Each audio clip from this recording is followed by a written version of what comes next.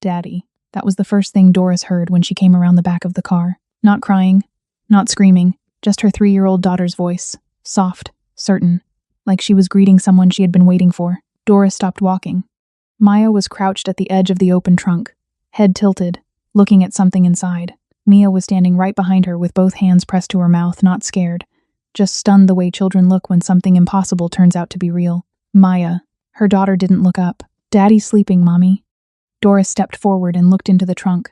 The man inside was not sleeping. He was bound at the wrists with rope. His left eye was swollen shut. His shirt was soaked through with blood that had stopped being red and started being black. And he was looking barely, through the one eye that still worked directly at her daughter's.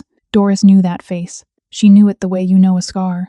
The way you know something that hurt you so badly it left a permanent shape inside you. She hadn't seen it in 3 years. She hadn't spoken his name in 2.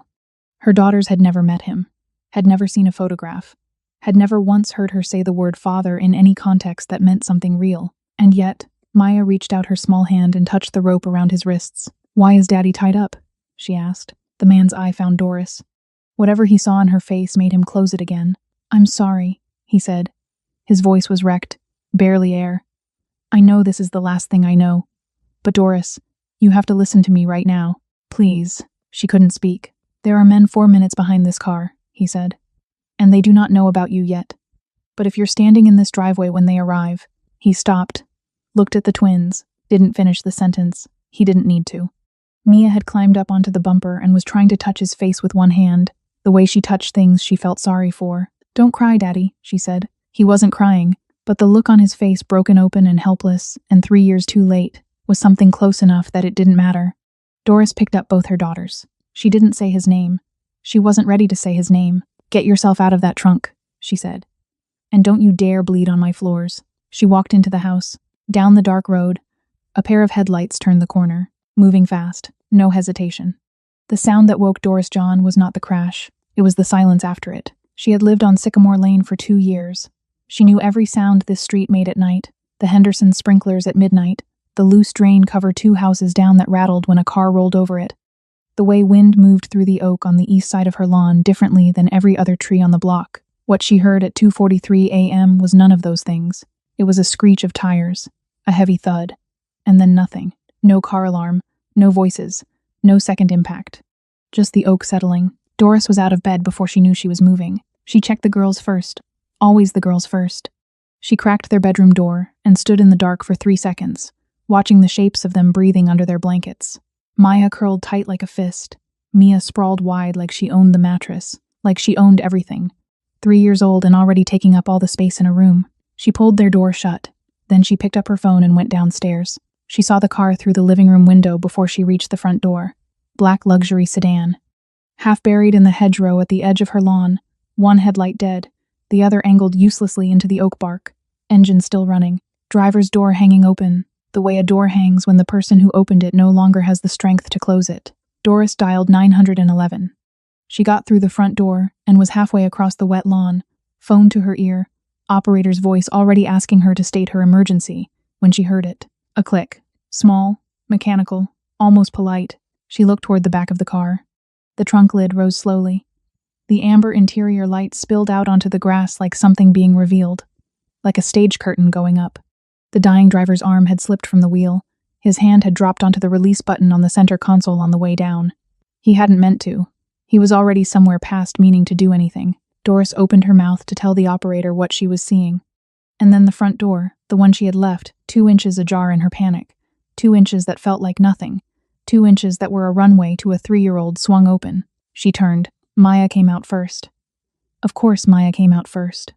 Then Mia, one hand on the doorframe, bare feet finding the porch step carefully the way Doris had taught her, cautious where her sister was reckless, slow where Maya was already running toward the light. Mia, stop. They didn't stop. They never stopped on the first call, and tonight was not going to be the night that changed. Doris moved fast across the grass, phone still in her hand, and reached them just as they arrived at the back of the car. Maya was already crouching at the edge of the trunk, head tilted, looking inside. Mia stood right behind her, both hands pressed to her mouth. Neither of them made a sound. Doris grabbed them both by the shoulders and looked. The man inside was bound at the wrists with rope. His left eye was swollen shut. His dress shirt white, Expensive. The kind of shirt that belonged in a boardroom was soaked through on the left side with blood that had stopped being red and started being black. He was barely conscious. His head was turned to the side, cheek against the floor of the trunk, but he was looking at her daughters. Through the one eye that still worked, he was looking at Maya and Mia with an expression that Doris had no immediate word for. Not fear, not pain, not the wild panic of a man who has just been found by strangers in the middle of the night. Something else. Something that looked like a man seeing the two things in the world he had most wanted to protect, in the middle of the exact situation he had most wanted to protect them from. Doris stared at him. She knew that face. She knew it the way you know a scar.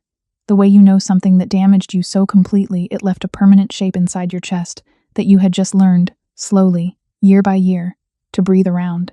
She hadn't seen it in 3 years. She hadn't spoken his name in 2. Her daughters had never met him, never seen a photograph, never once heard her use the word father in any context that pointed anywhere real. And yet, Daddy's sleeping, Mommy. Maya, still not looking up, still studying the rope around his wrists with the focused calm of a child who has decided she is going to understand something. The phone was still in Doris's hand. The operator was still talking. She hung up. Maya, she said carefully. Step back from the car. Why is Daddy tied up? Doris crouched down between her daughters and the trunk, eye level with the man inside. She kept her voice low and completely flat. Who are you? She said. Not a question. A warning. The man's eye found her face. Whatever he saw there made him close it for a moment. When he opened it again, his voice came out wrecked and stripped down to nothing but the truth. I'm sorry, he said. I know what this is. But Doris, you have to listen to me right now. There are men 4 minutes behind this car, and they do not know about you yet. But if you are standing in this driveway when they arrive... He stopped. He looked at the twins. He didn't finish the sentence. He didn't need to. Mia had climbed onto the bumper while he was speaking. She reached out one small hand and pressed it against his bruised cheek the way she pressed her hand against things she felt sorry for: hurt birds, tired dogs, her sister when she cried. Don't cry, Daddy, she said softly. He wasn't crying. But the look on his face, broken open, helpless. 3 years too late, was close enough that it didn't matter. Doris stood up. She picked up both girls, one on each hip, and turned toward the house. She didn't say his name. She wasn't ready to say his name. She wasn't sure she would ever be ready again. Get yourself out of that trunk, she said, without looking back. And don't you dare bleed on my floors. She walked to the house. Behind her, she heard the slow, painful sound of a man dragging himself over the edge of a car trunk with bound hands and broken ribs. She did not go back to help him. She had 2 daughters to get inside, a door to lock, and 4 minutes to figure out how to turn a 3-bedroom house on a quiet suburban street into something that 4 trained killers could not walk out of. She had been a crisis counselor for 6 years before the girls were born. She was good at problems. She was going to have to be better. Down the dark road behind her, a pair of headlights turned the corner, moving fast, no hesitation. 3 minutes and 40 seconds. He made it through the front door on his own, barely. He caught the frame with his shoulder, found his footing, and stood in the entryway, breathing like breathing was a problem he was actively solving. His shirt was dark from the collar to the hip on the left side. His bound wrists were raw where the rope had been. He had made it 12 feet from the trunk to the front door, and it had cost him something he didn't have a reserve of. Doris already had the girls on the kitchen counter. Feet first checking for glass, for splinters, for anything the wet lawn had put there. Maya was squirming. Mia was watching the hallway with the patience of a child who had already decided the man from the trunk was coming inside and was simply waiting to be proven right. The door opened. Sit, Doris said without turning. Kitchen table. Now. She heard him move. Heard the chair. Heard the specific sound of someone lowering themselves into a seat, like the body requires negotiation. She put the girls down. Living room. Blankets and cartoons. Do not come back until I say. Mia took Maya's hand and pulled her toward the hallway without a word. Doris watched them go and felt the specific coldness of a mother sending her children out of a room, because what comes next is not for them. She turned on the kitchen light. Lee Dong-wook looked worse under it. She had last seen that face 4 years ago, across a kitchen table not so different from this one. It had been clean then, composed. A face that gave nothing away unless it chose to. Now it was giving everything away: the swelling, the damage, the gray underneath the brown of his skin that meant the bleeding hadn't fully stopped. She pulled the first aid kit from under the sink. Talk, she said. You've got 3 minutes. He opened his mouth, closed it, tried again. My father's second. Man named Park. He stopped, pressed his hand to his side, continued. 11 years inside the syndicate. 2 weeks ago, he made a deal with a rival organization, and part of that deal, Another stop. Longer. Was me. Your own people put you in that trunk. His people. The distinction clearly mattered to him. Not mine. Is there a difference tonight? He didn't answer. Doris snapped the kit open and looked at his side without asking permission. She pulled the shirt away from the wound through and through. Like he'd said, the entry and exit both dark and crusted but not actively bleeding. Bad. Not immediately fatal. A distinction that mattered only because she needed him functional for the next hour. She pressed gauze against it. He didn't flinch, which told her how much pain he was already managing that a little more didn't register. The driver, she said. In the car. Dead before the crash. His voice was steadier now, the information coming faster, like he'd found the rhythm of it. They shot him after they loaded me. Wanted the car moving as long as possible. The GPS signal would pull the cleanup team to the wrong location. It pulled them here instead. The tree stopped the car sooner than they calculated. My oak tree saved your life. Yes. Doris taped the gauze down, stepped back, looked at the clock on the microwave. 1 minute left, maybe less. She looked at him across the kitchen, at the man who had left before his daughters were born and arrived back in a car trunk and was now bleeding on her kitchen chair with 4 killers 4 minutes behind him. Will they negotiate? She said. No. Will they hesitate? He looked toward the living room, toward the thin sound of cartoons filtering down the hallway, toward the 2 children who had touched his face and called him Daddy without ever being told his name. Not for anything, he said quietly. Doris closed the first aid kit. Get up, she said. I need to show you the house. She was already moving. Doris moved through her own house like she was seeing it for the first time, not as a home. As a problem. Lee followed 2 steps behind, one hand still pressed to his side, saying nothing. She had told him to keep up, and he was keeping up. She hadn't told him to talk, and he wasn't talking. Whatever else she thought of him, he understood instructions. She would give him that. Front door has a deadbolt and a chain, she said, moving down the hallway. Chain's faster. I'll do that last. They'll come through the back first, he said. They always clear the exit routes before the entrance. She stopped. Looked at him. Then tell me something I can use instead of something I already know. He almost looked surprised. He covered it quickly. Back door, he said. What's the lock? Standard deadbolt. Key on the inside. Where's the key? Hook by the door. Take it off the hook. Put it somewhere they won't find in 30 seconds. It won't stop them, but it'll slow them. She was already walking to the back door. She pulled the key off the hook, opened the drawer beside the fridge, pushed it under the stack of takeout menus in the back corner, and closed it. 6 seconds. The car's still on the lawn, she said. GPS tracker in it? Yes. I can't disable it remotely, my hands. She looked at his wrists. The rope was still on. She hadn't cut it yet. She went back to the kitchen, pulled scissors from the counter block, and cut through it in 4 clean strokes. He flexed his fingers slowly, checking what still worked. The tracker, she said. They already have the coordinates. Moving the car won't help. I'm not moving it. She opened the drawer again. Past the takeout menus. Past the key.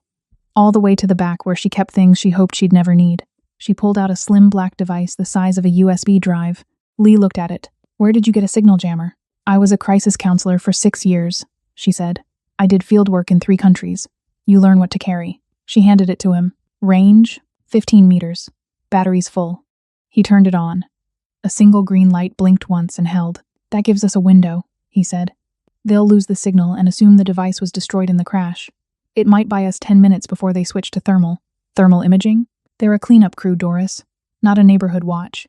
She absorbed that without reacting. Then the basement, she said. Safe room, reinforced door, no windows.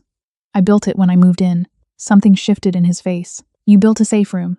I had 2 babies and no partner, and a job that taught me exactly what people are capable of. She looked at him evenly. Some of us prepared for the possibility that your world might find us, even when you told me it wouldn't. He had nothing to say to that. She moved to the living room doorway. The girls were on the couch under a blanket, the cartoon still running. Mia already half asleep against her sister's shoulder. Maya looked up when Doris appeared. Are we going to the basement? She asked. Doris crouched down. How did you know that? Because that's where we go when it's serious, Maya said. Matter of fact. 3 years old. Doris looked at her daughter for 1 long second. Then she picked them both up. Yes, baby, she said quietly. That's where we're going. Behind her, Lee stood in the living room doorway. He was watching his daughters for the first time without glass or distance, or 3 years of silence between them. His jaw was tight. His eyes were not. Tell me what you need me to do, he said. Doris was already moving toward the basement stairs. "I'll tell you when we're down there," she said. "Right now, I need quiet. 1 minute, maybe less." The basement safe room was not what Lee expected. He didn't know what he expected. Something improvised, maybe. A reinforced closet. A heavy door with a basic lock. What Doris had built was a room inside a room. Poured concrete walls, 8 inches thick, behind the original drywall. A steel door with a 3-point locking system that bolted into the frame from the inside. A ventilation shaft with a manual override. 2 cots, a water supply, a first aid kit that made the one upstairs look like a suggestion, and a small monitor mounted in the corner connected to 4 exterior cameras she had installed herself 18 months ago. Lee stood in the doorway and said nothing for 3 full seconds. "Sit," Doris said. She was already settling the girls onto the far cot, tucking the blanket around them with the practiced speed of a mother who has done this 10,000 times. "I need you functional, not impressed." He sat. She turned to the monitor. 4 camera feeds. Front lawn, the crashed sedan still there. 1 headlight cutting uselessly into the oak. Side gate closed.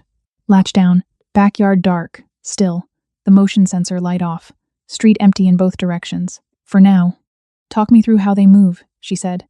"Entry points, order, timing." Lee leaned forward, elbows on knees, studying the feeds. 2 on the perimeter first. They'll check the car, confirm the body in the driver's seat, then sweep the exterior for witnesses before they ever touch the house. That's 2 minutes minimum. And the other 2? Hanging back. Watching the street. If the perimeter team radios clean, they come in. If they don't radio at all, they come in anyway. Faster. Doris pulled up the backyard feed and zoomed it manually. The oak tree at the east edge, the gap in the fence where the panel had shifted last autumn, and she kept meaning to fix it. The kitchen window she always left cracked 2 inches for airflow on warm nights. She had closed it 20 minutes ago. "North side of the house," she said. "There's a window in the laundry room. Single latch, old frame. It's the weakest point. Then that's where they go first. I jammed it with a wedge bolt from the inside before I came down. It'll hold for about 40 seconds against someone who knows what they're doing. 40 seconds is enough. For what?" He looked at the monitor. At the laundry room camera angle.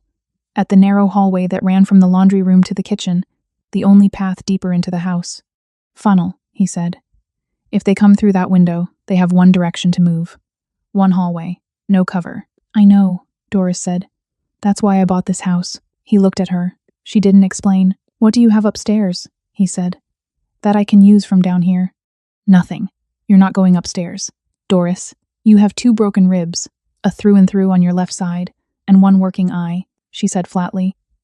"You are not a weapon tonight. You are a liability with information. So give me the information." Silence. On the monitor, the street feed flickered. A dark SUV rolled past the front of the house without stopping. Slow, no headlights. Both of them saw it. "That's the Scout," Lee said quietly. "How long after the Scout?" 3 minutes, maybe 4. Doris turned from the monitor. She looked at her daughters, both of them asleep now. Mia's hand curled around Maya's wrist, even in sleep. Holding on without knowing she was holding on, she turned back. "Then tell me everything about the lead man," she said. "How he thinks, how he moves, what he does when a room doesn't go the way he planned." Lee looked at her for a moment. "His name is Ryu," he said, "and he has never walked into a room that didn't go the way he planned." Doris picked up the folding knife from the shelf beside the monitor. "First time for everything," she said. They came without sound. That was the first thing Doris noticed on the monitor. No car doors, no footsteps on gravel, no voices. Just 2 shapes materializing out of the dark at the edge of the front lawn like the night had decided to stand up and walk. "Perimeter team," Lee said. "I see them. They moved to the crashed sedan first. Efficient. No wasted motion. 1 checked the driver. 1 circled the car with a small device in his hand, scanning for something, checking something, and then they both went still and looked at the house." Doris's chest was tight. On the cot behind her, Maya shifted in her sleep. The 2 shapes split. 1 toward the front. 1 disappearing around the side of the house toward the laundry room window. 40 seconds, Doris said quietly. 38 now, Lee said. "He's fast." She watched the side camera. The shape appeared at the laundry room window, tested it once, twice, found the resistance of the wedge bolt, paused. 30 seconds. 20. The shape tried the window a 3rd time, harder, and the camera feed shook slightly from the force of it, then stopped. The shape moved away from the window and disappeared from the camera angle. "He's going around," Lee said. "Back door. It's locked. He doesn't need a key." Doris was already watching the backyard feed. The shape came around the east corner of the house. tried the back door handle slow, quiet, like someone who already knew the answer, and then crouched down in front of the lock. She looked at the clock on the monitor. 40 seconds. Maybe less. Behind her, Mia made a sound. Not a word. Not a cry. Just the small, formless sound children make when sleep starts to loosen and the world begins to come back. A sound that in any other moment would mean nothing. In this moment, it meant everything. Doris was at the cot before the second sound came. She gathered Mia against her chest, one hand cupped gently over her daughter's mouth, not pressing, not frightening, just present, and put her lips against Mia's ear. Shh, baby, we're playing the quiet game. Mia's eyes opened, found her mother's face in the dim light of the monitor. Read it the way children read their mothers, completely, instinctively, without needing the words behind the expression. Her body went still. She was 3 years old, and she understood that this was not the kind of quiet game you argued with. On the monitor, the back door opened. Doris did not breathe. The kitchen camera showed the shape moving inside, slow, methodical, sweeping low along the walls the way trained men do when they are clearing a room they expect to be empty. He moved through the kitchen into the hallway, stopped at the bottom of the stairs, listened. The house gave him nothing. He moved to the living room, checked it, came back to the hallway, stood at the top of the basement stairs. Doris felt Lee go rigid beside her. The shape at the top of the stairs did not move for 11 seconds.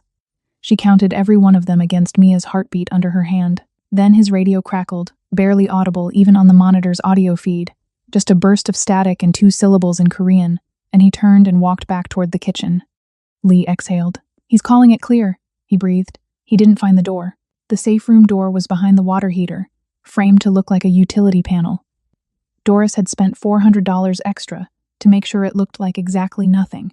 Tonight, it was worth every cent. The other two, she said. They'll be inside in 2 minutes. Yes. And Ryu? Lee looked at the monitor, at the shape moving back through her kitchen like he owned it. Ryu, he said quietly, is already inside. 3 years ago. New York. 2 a.m. Not so different from tonight. Doris had been 7 months pregnant when Lee came home with blood on his sleeve and a look on his face she had never seen before and never wanted to see again. Not guilt, not fear. Resignation. The kind that means a decision has already been made and the only thing left is the damage.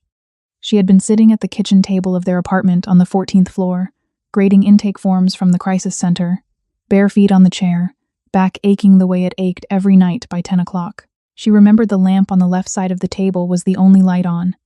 She remembered the city through the window behind him, all that in different light.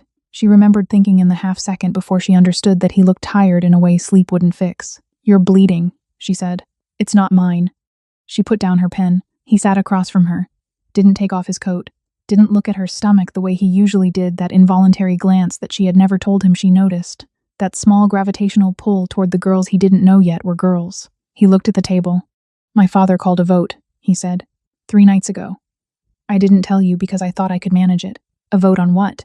On you. The apartment was very quiet. The chairman doesn't allow attachments, Lee said. It's not a preference. It's policy. Enforced policy. Anyone inside the syndicate who builds something outside it, a family, a life, anything that can be used as leverage, it gets removed. Removed, Doris repeated. Yes. She looked at the blood on his sleeve. Dark, already dried at the edges. She thought about what removed meant in the language of the world he had never fully let her see. She thought about the girls inside her, their combined weight against her spine, the way one of them kicked every time she laughed and the other one only moved at night like she was keeping secrets already. So what was the vote? She said. Her voice was completely steady. She had learned that from the crisis center. Keep your voice below the panic. Don't let the room know how bad it is.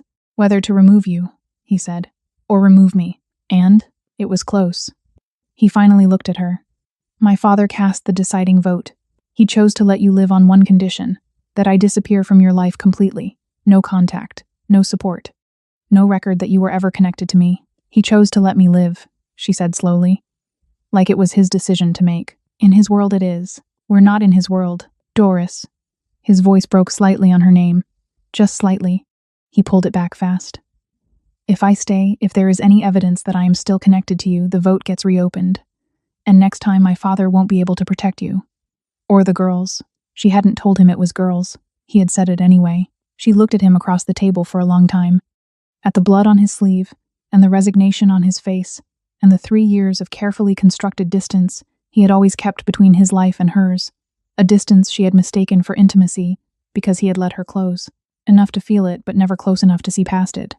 "Get out," she said. "Doris, you heard me." He left. She sat at the table until the lamp burned out. Then she sat in the dark. She never told anyone. Not her mother. Not her colleagues. Not the girls, who came 6 weeks later and looked like him in ways she refused to acknowledge for the first year and quietly catalogued every day after that. She kept one photograph. Just one. She told herself it was so she could explain him to them someday. She never asked herself why someday never came. The kitchen camera went dark at 3:11 a.m. Not static. Not interference. Someone had covered the lens with their palm deliberately, unhurriedly, the way you cover something when you already know it's watching you and simply no longer care. They knew about the cameras. "Move," Lee said. "I'm not leaving my daughters." "I'm not asking you to." He was already on his feet, scanning the room. "The monitor, kill it. No light." She killed it. The room dropped to near black, the only light a thin strip under the steel door. She could hear the girls breathing behind her.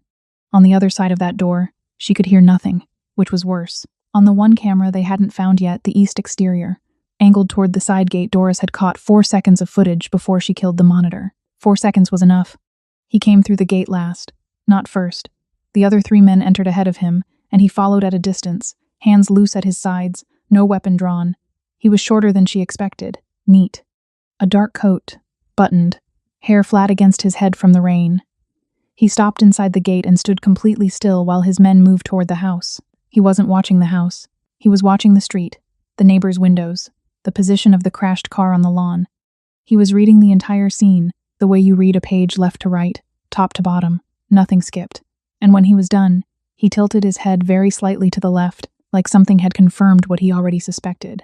And then he walked toward the house without hurrying. That was Ryu. A man who looked at a crime scene the way other men looked at a chessboard, not reacting to what was there, deciding what came next. Doris had kept those 4 seconds in her mind like a warning ever since. "There's a loose board on the 3rd step from the top of the basement stairs," Lee said quietly. "Does it creak?" "Yes." "Then we'll hear them before they reach the bottom." And when they reach the bottom, he looked at the door, at the 3-point lock, at the water heater in front of it. "Then we find out how good your door is." Doris moved to the shelf, hands finding what she needed without light, the folding knife, the steel baton, the spare key. She pressed the baton into Lee's hand. "You said you could give me directions," she said. "Yes." "Then start talking." "Ryu won't breach the door himself. He'll send 1 man to test the resistance. When that man reports back, Ryu makes the call breach or burn." "Burn?" "Gas the house and wait. My daughters are in this room." "I know." His voice was tight. "Which means we cannot let it get to that decision. The moment they find this door, we move first." The 3rd step from the top of the basement stairs creaked. Both of them went still. 1 set of footsteps. Slow, testing the floor before committing weight. He reached the bottom and moved across the basement past the storage shelves, toward the water heater. A hand along the wall, finding the frame. Lee put his mouth against her ear. "Now, hit the lights and open the door. I'll take the first 2 seconds. You take everything after." She hit the switch and threw the 3 bolts in one motion. The steel door caught the man full across the face. He went down before he made a sound. Doris was through the door in 3 steps, stripped the radio from his vest. She pressed transmit, and then she heard him. Not his voice first, his footsteps, coming down the basement stairs without any urgency at all, no rushing, no tactical descent, just a man walking downstairs in a house that had already become his, 1 step at a time, unhurried. He appeared at the bottom of the stairs and stopped. He looked at his man on the floor, at Doris standing over him with the radio, at the steel door behind the water heater that his man had not had time to report. He took all of it in. His expression did not change. "I wondered when you'd find the room," he said, not into a radio. Directly to her, across the basement, in English that carried no accent and no emotion. "Bring the children up, Miss John." He reached into his coat pocket and produced a small cylindrical device, held it up so she could see it clearly. "Or we do this the other way." Behind her, from the safe room, Maya's voice, small, clear, cutting through everything. "Mommy?" Doris looked at Ryu. Ryu looked back at her with the patient, settled calm of a man who had never once needed to raise his voice to end something. She pressed transmit. "Give me 5 minutes," she said. 5 minutes. Doris didn't have 5 minutes. She had 2 before Ryu made a decision that couldn't be unmade. She had asked for 5, because 5 sounded like cooperation, and cooperation bought seconds, and right now seconds were everything.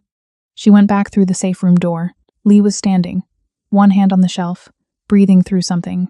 She could see from the way he was holding his left side that the confrontation in the basement had cost him the tension, the cold, the injuries working against a body that had no business being upright. "Ryu's at the bottom of the stairs," she said. "I know. He has a gas canister and 3 men and my daughter's in the next room. I know all of it, Doris." She looked at him. At the damage on his face and the way he was holding himself together by will alone. "Tell me there's a play," she said. "Ryu wants me alive. That's the job. Everything else is leverage." He met her eyes. "If I walk up those stairs, he calls off the gas. Gets what he came for. You and the girls become a secondary problem for a different night. That's not a solution. It's time. Enough for you to get the girls out through the shaft." He pushed off the shelf and stood on his own. "I called people 2 hours ago, before the crash. Men inside the syndicate who are not loyal to Park. I gave them this address. They are coming." "How long?" 20 minutes, maybe less." "Lee. Shaft exits behind the garden shed. 40 feet to the back fence. Over it, through the Henderson's gate, and you run." He looked at the girls. "Go, now." She crouched in front of Maya and Mia. "We're going on an adventure," she said quietly. "Through the tunnel, like the books." Maya looked at the shaft, then at Lee. "Is Daddy coming?" Lee was already moving toward the stairs. "Daddy's going a different way," Doris said. Her voice didn't break. She would not let it break. "Go," Lee said, without turning around. The shaft was 18 inches wide and cold and smelled like concrete and dust, and Doris kept her chin up, and her daughters moving and did not think about what was happening above her head. Maya went first, then Mia, then Doris on her stomach, elbows pulling, daughter's hands reaching back for her in the dark, and she focused on those small hands and nothing else. Upstairs, Lee climbed out of the basement and walked into his daughter's kitchen. Ryu was standing at the counter, not positioned tactically, not covering the exits, just standing, hands in his coat pockets, like a man waiting for a bus he knew would come. 2 of his men flanked the doorway. The third was somewhere outside, covering the perimeter, covering the shed, covering the fence. Lee did the math in half a second and kept his face still. "You look terrible," Ryu said. "You look comfortable," Lee said, "in someone else's house." "Someone else?" Ryu tilted his head, the same small motion Doris had seen through the camera, something confirming what he already knew. "You've been hiding a family, Dong-wook. For 3 years, in a suburb, in a house with a reinforced safe room and exterior cameras and a woman who carries a signal jammer." He almost smiled. "I don't think this was ever someone else's house." Lee said nothing. "Park wanted you dead," Ryu said. "The chairman wants you returned. I work for the chairman." He pulled his hands from his pockets, empty. "Walk out with me now. The woman and the children are not my assignment. And if I don't?" Ryu looked at the basement door. "Then I finish the assignment a different way and the family becomes a loose end that someone else ties up next week." Lee looked at the man who had hunted him across 3 cities in 4 days. At the 2 men in the doorway. At the kitchen that smelled like his daughter's breakfast and his own blood. He thought about a shaft under the floor. About small hands pulling their mother through the dark toward a fence 40 feet away. He needed 90 more seconds. "I have terms," he said. Ryu blinked, slowly. "You're in no position." "I have terms," Lee said again. "And you'll want to hear them, because what I know about Park's deal with the rival organization is worth more to the chairman than my return." He pulled out a chair and sat down. Slowly, deliberately, like a man who had just decided he owned the room. "So sit down, Ryu, and let me tell you what I know." Ryu looked at him for a long moment, then he pulled out a chair, sat down. Outside, beyond the garden shed, beyond the back fence in the Henderson yard, 2 small girls in red nightgowns were being lifted over a gate by their mother's shaking arms. 90 seconds. Enough. The sun came up at 6:14 a.m. Doris watched it from the Hendersons' back porch, both girls asleep against her, one on each side, their heads heavy on her shoulders the way children sleep, when they have finally decided the danger is over and given their bodies permission to let go. She had not made that decision yet. She was still listening. She had heard it all from the porch. Voices first sharp, overlapping, Korean moving too fast for her to follow, then the sound of furniture, then 1 gunshot, then silence that lasted long enough to mean something, then 2 more shots, further apart, deliberate, the kind of shots that are not a fight but a conclusion, then nothing. For 11 minutes, nothing. Then the cars, 3 of them, rolling past the front of the house without stopping. No sirens, no lights, the specific discretion of people who clean things up for a living and had long ago stopped needing to announce themselves. She had held her daughters and counted her own heartbeats and waited. Lee came through the back gate at 6:09 a.m. Moving slowly. New bandaging on his left side, clean, professional, applied by someone who knew what they were doing. His right eye was fully open. His left was still swollen but no longer closed. He looked like a man who had survived the night by the narrowest possible margin and had not yet decided how he felt about that. He stopped when he saw her on the porch. She didn't get up. He came and sat on the step below her. Not beside her, below her, like a man who understood exactly where he stood. "Ryu," she said. Lee looked at the garden for a moment. "He made a choice," he said. "When my people came through the front door, he had two options. Stand down or finish the job. He chose to finish the job." A pause. "He was good at his job. He just wasn't the only one in the room who was." "Is he dead?" "Yes." She absorbed that. She thought about the man she had watched on that camera feed for 4 seconds, the head tilt, the unhurried walk, the canister in his coat pocket. She thought about what that man would have done to her daughters without a second thought, and felt nothing she needed to apologize for. The others? 2 surrendered. 1 ran. He paused. "They found him." She nodded once. "Park? In custody. The information I gave Ryu at the kitchen table was real. It was enough to turn 3 senior members against him before midnight. He has nowhere left to go. And the chairman?" Lee was quiet for longer this time. "He knows I survived," he said. "He knows about you, about the girls. There is no containing that anymore.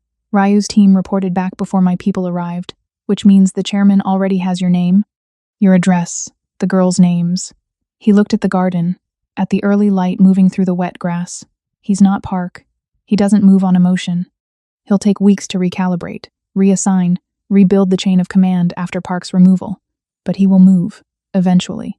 So we have weeks, maybe a month. That's not very long."